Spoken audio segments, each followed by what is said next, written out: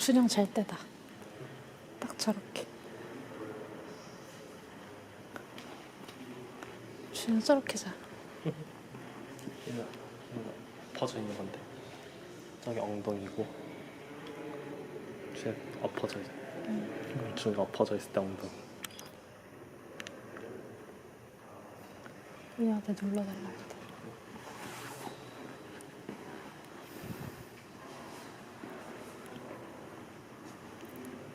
이거 은영이다. 은영.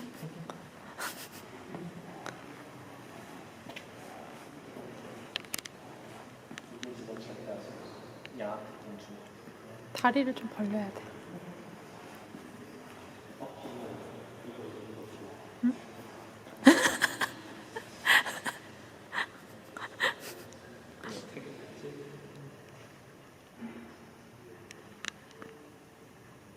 내가 이렇게 자?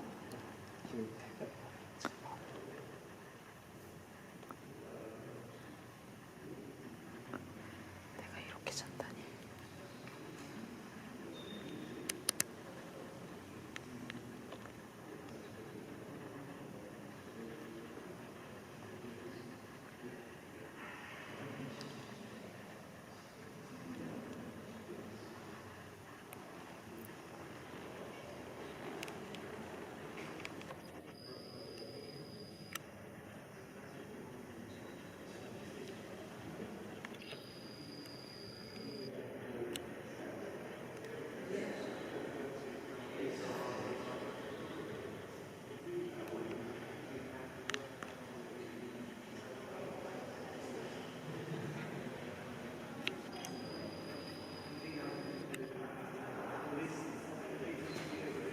없어. 저 사람 봐.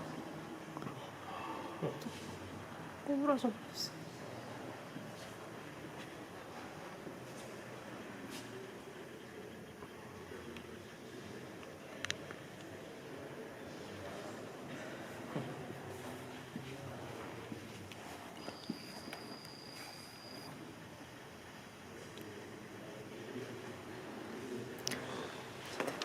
준영, 제발. 곰리 작품을 1톨 정도 묻혀가려는 거야? 어떻게 알았지?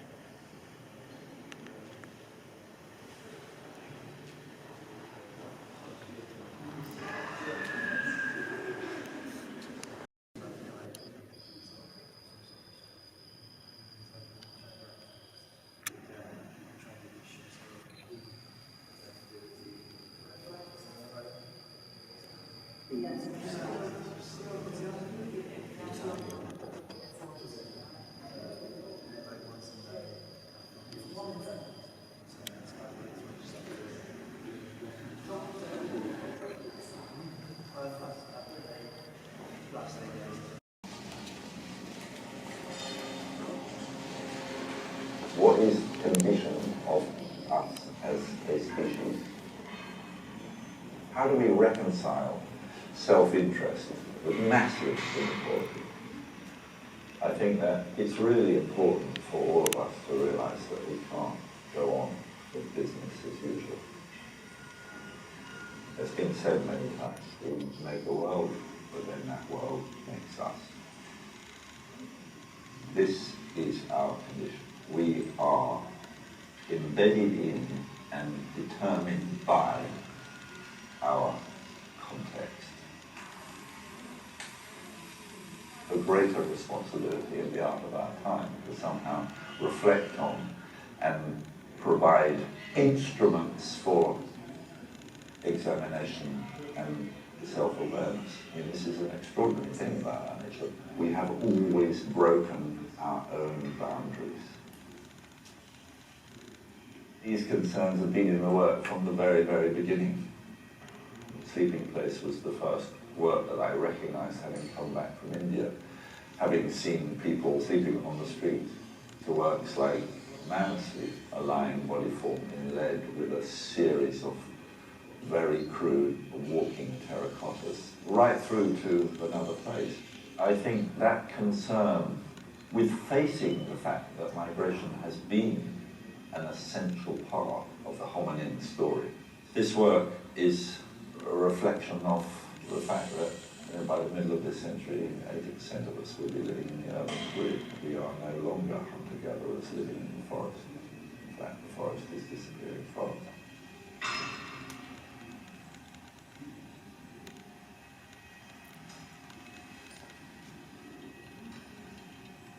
So how can you think of making a rendition of the collective body? The idea that somehow the progress of humanity was towards the city-state. I think this is a reflection on our condition of being urban animals. When you come into resting place, you could take it as a builder's yard, and then maybe you'll recognise that they look perhaps a bit like buildings, but then walk through them, and among them you may begin to be able to discern that they are bodies at rest.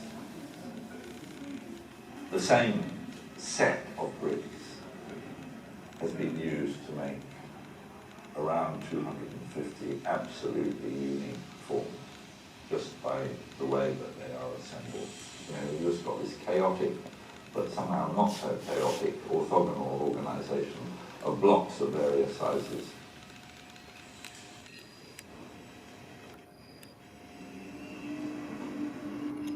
The processing of the clay is really important.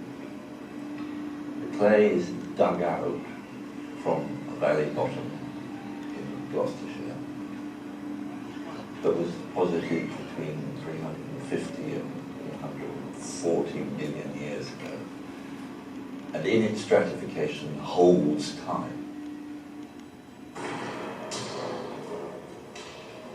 But the extraordinary thing is that history is disturbed. We grab it with great big machines, and then we grind, we smash, we punk, and then extrude this completely mechanically processed substance.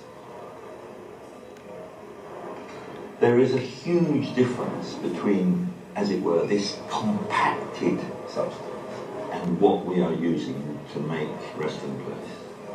This is hand-thrown clay that comes off the pugging mill and is used as it comes, very light, very loose, very moist, and is not compacted and can be thrown into a box.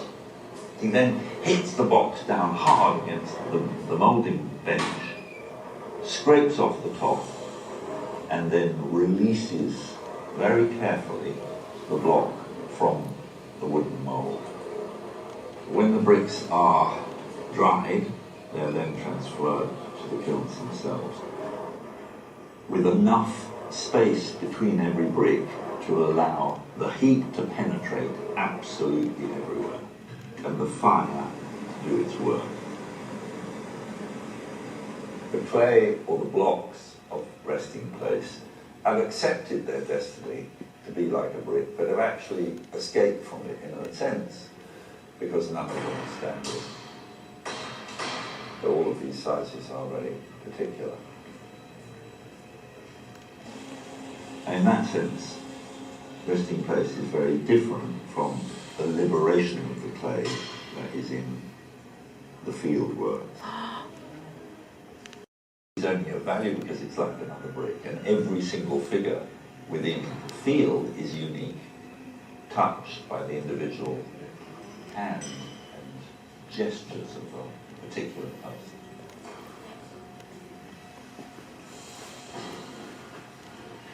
With resting place, I'm playing another game about self and other, part whole, while using the language of the built environment, using the language of the world that asks us to conform to it.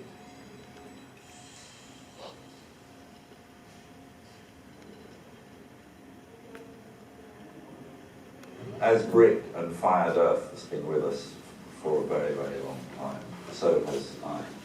We categorize the eras of human evolution in terms of Stone Age, Bronze Age, Iron Age. The core of this planet is molten iron. We depend on its magnetic field. On the other side, I think it's a recognition of the Industrial Revolution. Even though we're in the information age, we are still utterly rooted in all of the principles of the Industrial Revolution. The works that we call weave works, they are a cast version of a matrix that is made of XYZ coordinates that are capable of mapping space in 3 dimensions. These are human spaces in space defined by a mapping made of quite tightly interleaved, woven rods that are 20 millimeters square that pass through the volume of the body. We have a radical new form of making cast works. Lost wax has been part of bronze casting for thousands of years, but we are using polystyrene to make lost foam. This allows us to make more complex castings than could ever be made by a lost wax process, simply because you couldn't do the weave works were it not possible to use the self-organizing principles of sand when vibrated. To cast a work, you have to smelt a ton of metal. The iron that we use comes from recycled steel, from the brake discs of trucks and cars, and we melt them down. And that goes into the large reservoir at the top, which is then connected to a main feed and then comes up to feed multiple feeds into the work itself. The metal is poured in at 1400 degrees. It vaporizes the polystyrene and then replaces it with iron. So this is an extraordinary transmutation from the lightest material to a solid mass of this concentrated earth material. We have evolved this technique over the last 8 years, since taking over the foundry as the primary method that we use to make work.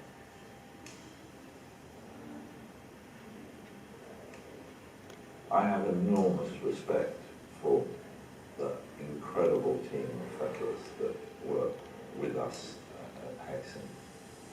Fettlers have to grind off all of that feeding without damaging the work, and it's a massive job.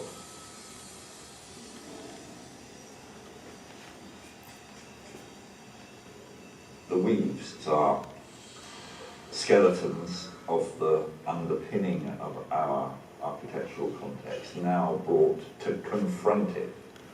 So all of them are in contact with the walls, the floor, and the pillars that hold that building together, in order to question and recognize that we are conditioned by the world that we have made. They make you aware of your own position of being contained by these spaces.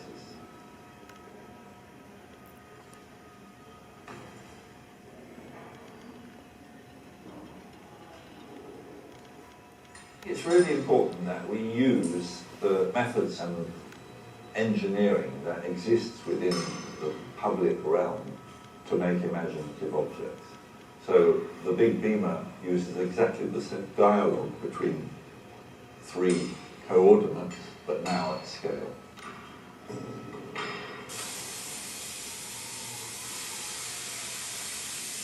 So we've made this using gas cut quartz ends.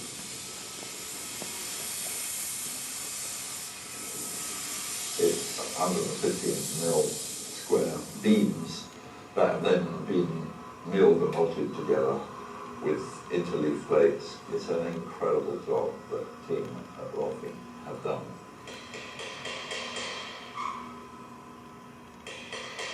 This is an audit of us now. This is the world that we live in. These are the materials and the means of manufacture that we are dependent upon. There is, I think, both the sense of absolute determination of a very robust engineering, but at the same time, an acknowledgement of jeopardy, of its ability to fall. What are they, these objects? In a sense, they are both using and questioning the language of monumentality. But what is a monument? A monument on the whole has to do with memorial, has to do with thinking about past events. The angel was saying, here we are at the cusp between the industrial and the information ages. Can we use these materials to make an object that talks about continuity? And I think this large beam work is about, in a way, looking out and looking out to the horizon and beyond the horizon as being about the future. This is not memorializing anything. In reassessing the language of the statue, I am questioning the right of the statue both to stand and to stand for anything.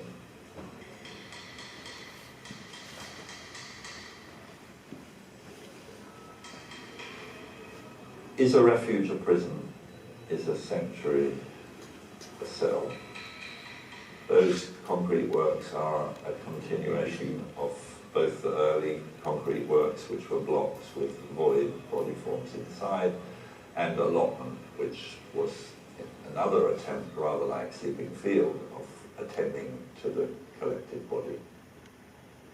They're a question about identity, a question about where we belong, but also a recognition that the darkness of the body is where we truly belong, in this place that has no objects, has no edge, and seems capable of infinite extension. I think the mouth, for me, yes, it's an aperture that gives us access to this dark interior, but it's also the point of communication, of contact. We could take all of these bunkers as being, in a way, an emanation of both the selfishness of liberal economics. But I think you could also say that, for me, this is a vehicle for expressing the fact that freedom, perhaps, in the end, has to be imaginative freedom. And that only happens with a certain degree of stillness. It is only through stilling motion. It is only through accepting our condition of embodied time that we can become truly free. So all of these bunker works are really about that extraordinary paradox that the mind can only be free if we still the body.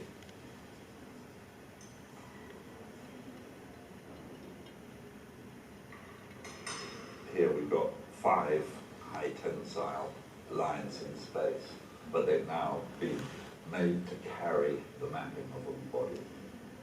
This work is rich with paradox. You could think of it as a crucifixion. I say it a lot, that the cross was in the body a long time before anybody was nailed to a cross. The relationship between sexuality and intelligence and our ability in our extended limbs to embrace space. In no other work is the acceptance of having made a world that the world makes us more clearly materialized. The rules of verticality and horizontality that exist within the context of that room have now been applied to the body, in which insides and outsides are annihilated. We are becoming aware of our own freedoms, of our own movement, of our own trajectory through space and time.